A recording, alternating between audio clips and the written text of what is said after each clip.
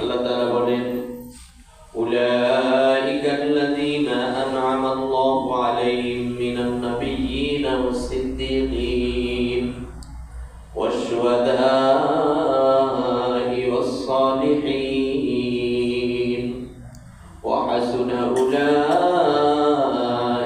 রাফীকা।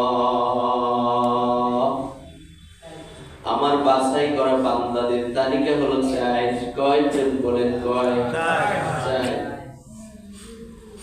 উলাইকাল্লাযীনা আন'আমাল্লাহু আলাইহিম মিনান নাবিয়্যিন, তাদের প্রথম সারিতে হয়েছে নবীরা, ওয়াস-সিদ্দীকিন সত্যবাদীরা, নাবিয়্যিনা ওয়াস-সিদ্দীকিন ওয়াশ-শুহাদা'i ওয়াস-সালিহিন 3 নম্বরে শহীদরা। কারা বলেন? শহীদরা। 4 নম্বরে হলো সালিহিনরা। সালিহিন অর্থ হলো যারা নেকের কাজ করে, তারা আল্লাহর বাছাই করা বান্দা। সুবহানাল্লাহ। আরে আপনি কি জানেন পড়ে? আপনারে আমারে যে আল্লাহ বাছাই করছে এই যে ভালো কাজের জন্য, ইবাদতের জন্য, এতেও কি আপনার শুকরিয়া নাই? আপনাদের আমাদের সবাই এতে কি শুকরিয়া করা উচিত? তাহলে জোরে বলেন আলহামদুলিল্লাহ। আলহামদুলিল্লাহ। আরে সবাইকে কি আল্লাহ বাছাই করে? না। সবাইকে বাছাই করে। কত মানুষের কতজনের বাছাই করে? শয়তানেরও কত মানুষের বাছাই করে, করছে না? আজকের এই দিনে আল্লাহ রাসূল বলেছেন, এই দিনে কয়েক শ্রেণীর মানুষ কি পাবে না? মাপ পাবে না। তাদের মধ্যে একটা শ্রেণী হলো যারা পিতামাতার অবাধ্য। পিতামাতার অবাধ্য ছেলেরা, সন্তানেরা এই দিনে ক্ষমা পাবে না। এছাড়া অসংখ্য অগণিত মানুষকে আল্লাহ তাআলা এই রাত্রে ক্ষমা করে দিবেন। আল্লাহু আকবার। কিন্তু যারা পিতার অবাধ্য, যারা মাতার অবাধ্য, তাদেরকে আল্লাহ মাফ করবে না। পিতা মাতার অবাধ্যকে মাফ করবে না। কারণ কি? যে তার সবচেয়ে আপনজন পিতা মাতা, এর অস্তিত্ব ছাড়া সে দুনিয়ায় আসতে পারত না। সেই পিতা মাতাকে যে কথা মানবে না, তার কথা অনুযায়ী চলবে না, সে আল্লাহকেও কোনোদিন চেনে না। এই কারণে বলছে যে মা আমি তো অনেক দূরে, আমার তো বুঝতে ওদের সময় লাগবে। আল্লাহর বুঝতে সময় লাগবে না বলে? যে মা প্রত্যেকটা সন্তানই তো জানে যে মা ছাড়া আমার বেঁচে থাকা সম্ভব ছিল না। মা লালন পালন করছে, পেটে ধারণ করছে, লালন পালন করছে, দুধ খাওয়াই বড় করছে। এরপরে ওই মা আমার পায়খানা পেশাবখানা পরিষ্কার করছে। না হয় আমি তো ওই বাথরুমের মধ্যে শুয়ে থাকতাম, পেশাবখানায় শুয়ে থাকতাম। আমার মা পেশাব করার সাথে সাথে আর একটা নতুন খাতা এনে আমার পিঠের তলে দিয়ে দিছে। আমার বাবা মাকে অনেক সহযোগিতা করছে। বাবা হাড় ভাঙা খাটুনি খেটে বাবা যাতে ওই মায়ের কষ্ট না হয় এজন্য বাবা প্যাম্পার্স কিনে দিছে। আমার বাবার অবদান কোনো দিন শোধ করা যাবে না। মায়ের অবদান কোনো দিন শোধ করা যাবে না। কি বলেন, পারবে? সেই মা এর যারা অবাধ্য তারা কোনোদিন আমার চিনবে না। যারা ওই মা বাবার অবাধ্য সন্তান, তারা যখন মা বাবাকে চিনল না, মা বাবা এত কিছু করেছে, সেই মা বাবাকে যারা চিনে নাই তারা আমারও চিনবে না। অতএব আমি তাদের জন্য ক্ষমাও রাখলাম না। আল্লাহ যদি ক্ষমা না করে তাহলে আপনার আমার এই দুনিয়ায় থাকতে কি লাভ? মানে এই দুনিয়ায় থাকা আর পশু একটা থাকা সমান। গরু বাছুর যেরকম থাকে না, তাদের কোনো হিসাব নিকাশ নাই। আর এই মানুষটা যদি আল্লাহ মাফই না করে, তাহলে মাফ না করার অর্থ কি বলেন? মাফ না করার অর্থ হলো আপনি আমি যা গুনাহ ছাড়া কি কেউ আছি? তাহলে মাফ না করার অর্থ হলো আপনি আমি মরার পরেই ওই জাহান্নামের আগুন শুরু হয়ে যাবে। কি বলেন, ঠিক না? তাহলে আর এক শ্রেণীর হলো যারা আল্লাহর সাথে শরীক করে, তাদেরকে আল্লাহ মাফ করবে না এই রাত্রে। আর এক শ্রেণী হলো যারা মদ খায়, তাদেরকে এই রাত্রে মাফ করবে না। মদখোরকে আল্লাহ কি করবে না? মাফ করবে। যারা এই রাত্রে এই বড় বড় কবিরা গুনাহ করবে, তাদেরকে আল্লাহ, রাসূল বলেছে আল্লাহ মাফ করবে না, এছাড়া সবাইকে আল্লাহ মাফ করে দিবে। সুবহানাল্লাহ। আল্লাহ ওই মাফকারীদের কাতারে আপনাকে এবং আমাকে থাকার তৌফিক দান করুন। জোরে বলেন আমিন। আল্লাহ তাআলার কাছে হেদায়েতটা চান, হেদায়েতটা চান। যদি আল্লাহ তাআলা হেদায়েত দিয়ে দেয়, তাহলে আপনার চাইতে ধন্য, আপনার চাইতে বড় দামি এই পৃথিবীতে আর কেউ নাই, কেউ নাই, কেউ নাই। ঠিক কিনা বলেন? মনে করেন এই বয়স, এরা এই সমস্ত মজলিসে বসবে না, এটাই স্বাভাবিক। এই বয়সে আজকের আরো একটা রাত্র দিন গেছে, সবার কাছে পরিচিত যুবক শ্রেণী, এরা জানে আজকে বিশ্ব বেহায়া দিবস গেছে, 14 ফেব্রুয়ারি ভালোবাসা দিবস। এরা একটু ভালোবাসা দিবস করবে, এই জন্য ব্যস্ত আছে। কি বল ঠিক না? এর মধ্যে আবার পড়ছে আজকে সবে বরাত, তাহলে ব্যস্ততা তো এখন বাড়িয়ে গেছে। জানি না আল্লাহ এখন কতদূর ক্ষমা করে। আল্লাহ তো বললেই দিয়েছে এদের কিছু মানুষ আছে এদের ক্ষমা করবে না। আর যদি এই রাত্রে জেনা করে তাহলে এর ক্ষমা নাই। ও ভাই, কিতাবের একটা ঘটনা পড়েছি, দুই ইহুদি, একটা যুবক আর যুবতী। ইহুদি যুবক যুবতী তারা প্রেমে পড়েছে। তাদের প্রেমে পড়ার বয়স কিছুদিন হয়ে গেছে। এখন একজনে আর একজন ছাড়া থাকতে পারে না। কিন্তু ওই মেয়েটা একটু দূরে বাড়ি, সে অনেকদিন যাবৎ তার সাথে কোনো যোগাযোগ করে না। এখন ছেলেটা অনেক দিশেহারা হয়ে গেছে, একেবারে পাগল পারা হয়ে গেছে। তখন ছেলেটা হুজুরের কাছে দৌড়ে গেছে। যে ওই সময়ের একজন ইমাম, ধর্মের যুগের বড় ইমাম, সেই ইমামের কাছে দৌড়ে গেছে। তার নাম হলো আতা আকবর রহমাতুল্লাহ আলাইহি। আতা আকবর রহমাতুল্লাহ আলাইহির কাছে ওই যুবকটা কি একটু ব্যবস্থা চেয়েছে। হুজুর, আপনার কাছে এসেছি, আপনি আমাকে একটু ব্যবস্থা করেন, তদবির দেন। আমি তো মেয়ের প্রেমে পড়ে পাগল হয়ে গেছি, আমার খাওয়া দাওয়া ঠিক কিছুই নাই, আমি কি করব? আমি ছাড়তেও পারি না, বলে থাকবো তাও পারি না।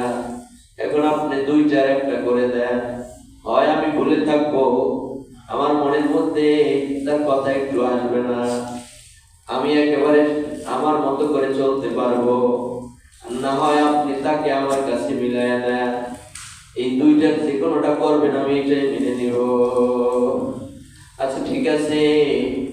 ওই যে আলেম আতা আকবর রহমাতুল্লাহ আলাইহি, তিনি হলেন আল্লাহর একজন প্রিয় বান্দা। জোরে বলি সুবহানাল্লাহ। কেমন বান্দা?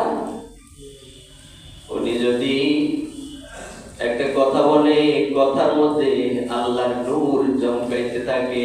সুবহানাল্লাহ। উনি যদি কিছু লিখে দেয়, ওই লেখনির মধ্যে আল্লাহ কলমের মাথায় একটা নূর দিয়ে দেয়। সুবহানাল্লাহ। এমন আল্লাহর কাছে রয়ে গেছে। উনি বলতেছে একটা কাগজ আনো, কলম আনো। কাগজ আর কলম এনে ওই আতা আকবর রহমাতুল্লাহ আলাইহি ছোট্ট একটা আয়াত লিখে দিয়েছে, বিসমিল্লাহির রহমানির রহিম। কি লিখছে বলেন? বিসমিল্লাহির রহমানির রহিম। এই যে আপনারা যারা আছে একটু কারণ তাবিজ কবজ দিয়ে বস করা লাগবে, এটা দিয়ে করতে পারবে, সমস্যা নেই। তো দুইটা শিখে দিচ্ছি কি, বিসমিল্লাহির রহমানির রহিম। তবে এইটাও জানবেন, আপনি যদি আমল আকলাক না থাকে ওতে ধরবেন না। আর যদি ভালোভাবে আপনি আমল করেন, দেখবেন এসে আরো যদি সহজ হইতো তারপর ধরত। ওই আল্লাহ ওলি আতা আকবর রহমাতুল্লাহ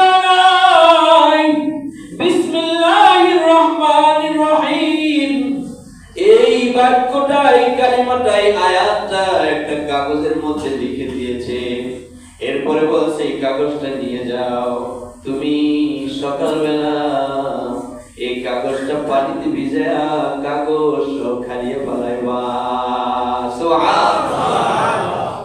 এখন উনি ঠিকই সকালবেলা খালি পেটে কাগজ সহ ওইটা যখন গলার ভিতর দিয়ে এই হলকুমের ভিতরে চলে গেছে, তখন একটা চিৎকার বেড়ে উঠেছে, আল্লাহু আকবার।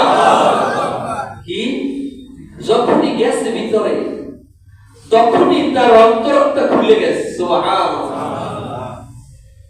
একেবারে সহি সনদের একটা কিতাবে একটা ঘটনা, কওমি মাদ্রাসার একটা পাঠ্য বইয়ের কিতাব, আরবি কিতাবে এই ঘটনাটা আছে।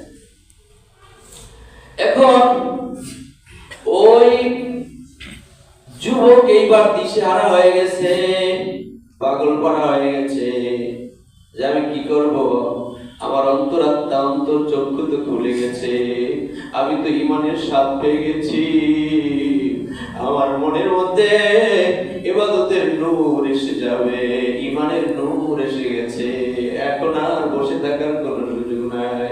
দ্রুত গতিতে চলে গেছে হুজুরের কাছে, হুজুর আমি আপনার সেই কালেমার বাক্যটা গিলার সাথে সাথে হলকুমের ভিতরে যাওয়ার সাথে সাথে আমার অবস্থা চেঞ্জ হয়ে গেছে, আমার কলব অন্তরাত্মা খুলে গেছে, এখন আমি তো দেখি আমার আল্লাহ ছাড়া আর পৃথিবীতে ভালোবাসার কোনো মানুষ নাই।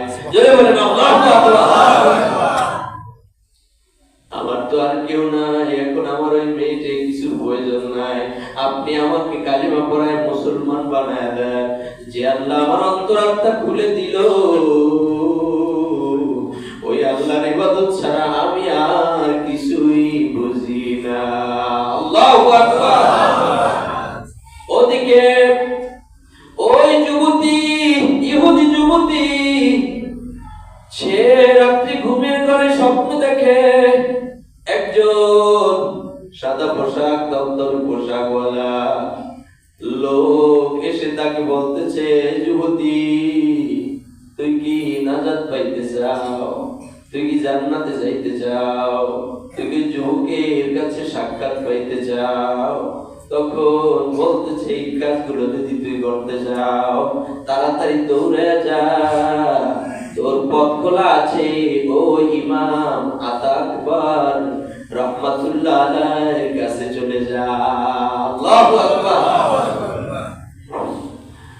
এই ঘটনা রাত্রিবেলায় দেখার পরে এখন সকালবেলা দিশারা অস্থির হয়ে গেছে।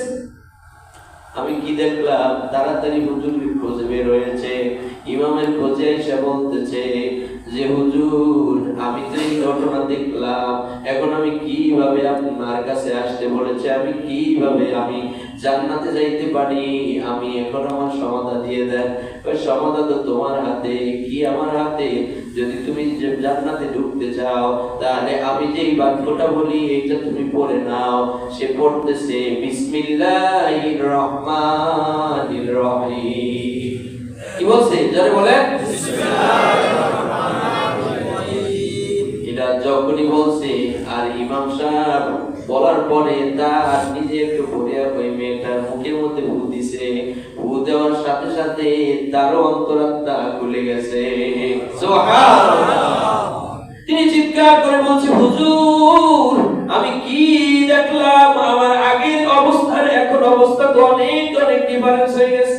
হুজুর আমার এখন তো আর দুনিয়ায় কিছু ভালো লাগে না, আমার তো এখন দুনিয়ায় আর কোনো মানুষও ভালো লাগে না, আমি তো এখন ঈমানের স্বাদ পেয়ে গেছি, আপনি তাড়াতাড়ি আমাকে কালিমার বাণীটা পড়ায় দেন। কালিমার বাণীটা পড়ায় দিল। ওই কালিমার বাণী পড়ার সাথে সাথে সে আল্লাহর প্রিয় হয়ে গেল। সুবহানাল্লাহ। এখন পরের রাতে বাড়িতে গেছে, বাড়িতে যাওয়ার পরে এখন স্বপ্নে দেখে যে আমি জান্নাতের দরজার মধ্যে গেছি, জান্নাতের দরজার সামনে যায় দেখে অনেক সাজানো গোছানো জিনিস, এরপরে আমি আরো ভিতরে গেলাম, যাই দেখি যত সামনে যাই ততই সাজানো গেট, যত সামনে যাই ততই সাজানো গেট। এরপরে গেটের সামনে লেখা, ওই আমার বন্ধুর সামনে একটা নাম প্লেট লেখা। এরপরে বলতেছে, তুমি যদি বন্ধুর কাছে দেখা করতে যাও এই পথে যাও। এর মধ্যে ঘুম ভেঙে গেছে, এখন তো সে দিশেহারা। হ্যাঁ, আমি তো জান্নাতে ঢুকে পড়েছিলাম, আমি কেন জান্নাতের মধ্যে ঢুকতে পারলাম না? সে আবদার করতেছে, মালিক তুমি আমাকে, আমি আর এই দুনিয়ায় থাকতে চাই না, তুমি আমাকে ওই জান্নাতের খুশখবরি দিয়াও কেন নিয়ে নিলা? আমাকে তাড়াতাড়ি ওই জান্নাতে যাওয়ার ব্যবস্থা করে দাও। আল্লাহু আকবার। দোয়া করছি, জান্নাতে যাওয়ার ব্যবস্থা করে দাও। জান্নাতে তো জীবিত মানুষ যাইতে পারে না, এখন তাকে মৃত্যু হতে হবে। ঘরের উপর থেকে সাতটা ধপাস করে তার গায়ে পড়েছে, পড়ার সাথে সাথে মারা গিয়েছে। এরপরে জান্নাতের মেহমান জান্নাতে চলে গিয়েছে। জোরে বলেন সুবহানাল্লাহ। ভাই, হেদায়েত পাইতে বেশি সময় লাগে না। সবচেয়ে দামি বস্তুটা হলো বান্দার হেদায়েত। জোরে বলেন আমিন। আল্লাহ আমাদেরকে হেদায়েত দান করুক। জোরে বলেন আরো জোরে বলেন আমিন। আল্লাহ যদি হেদায়েত দিয়ে দেয় বন্ধু, তাহলে সব কিছু পেয়ে যাবেন। আর যদি হেদায়েত না দেয়, আমার মতো ছোট্টখাটো ইমাম সাহেব তো দূরের কথা, বড় ইমাম সাহেব এসে যদি ওয়াজ করে তারপর হেদায়েত দেবে না। নবী রাসূলগণই সবাইকে হেদায়েত দিতে পারে না। কি বলেন, পারছে? এই পারছে? ওই আবু জাহেল কি হেদায়েত হইছে? উতবা সাহেব হেদায়েত হইছে? হইবে না, এটা স্বাভাবিক। কিন্তু হেদায়েত পাওয়ার জন্য নিজের একটু আগে আসতে, এইটা হলো সত্য। নিজে যদি আগে আসে তাহলে আল্লাহ তাআলা হেদায়েত দিয়ে দেবে। আল্লাহ তাআলা আমাদের সবাইকে হেদায়েত দান করুক। জোরে বলেন আমিন। আরো জোরে বলেন আমিন। ওয়াকিল দাওয়ানা আলহামদুলিল্লাহি রাব্বিল আলামিন। আল্লাহ তাআলা আমাদের এই রাতটাকে কবুল করুক ইবাদতের জন্য। সবাই বলেন আমিন।